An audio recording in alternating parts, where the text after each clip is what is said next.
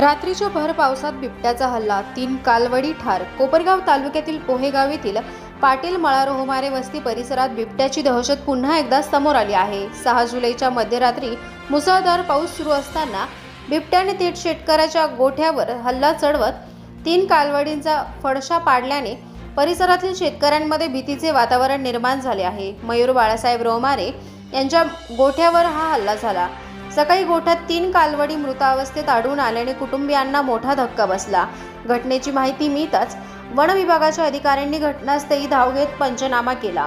One विभागाचे अधिकारी निकिता पगारे यांनी प्राथमिक पाहणीनंतर हा हल्ला बिबट्या व त्याच्या पिल्लाने केल्याचे निदर्शनास आल्याची माहिती दिली. तसेच बिबट्याने केलेल्या शिकारीवर नंतर तरसानेही डल्ला मारल्याचे निरीक्षण नोंदवण्यात आले.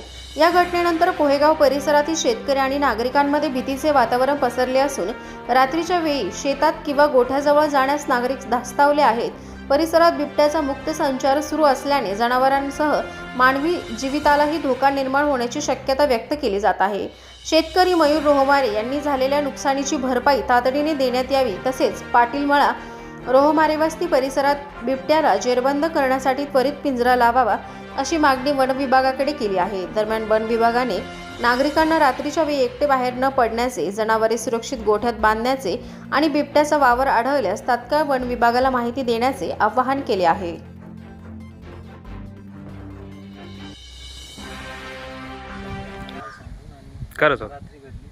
आज पोहेगाव येथे पाटील माळा बाळासाहेब श्रीपत रोहमारे यांच्या गोठ्यावरती रात्री 12 ते 1च्या दरम्यान बिबटे आले होते. त्यांनी 3 कालवडींचा फडशा पाडलेला आहे. इथं पिंजरा गरजेचा आहे आणि वन्य प्राणी तरस वगैरे पण या भागात भरपूर आहे. तरी प्रशासनाने काळजी घ्यावी आणि जी सहकार्य करता येईल ते करावे.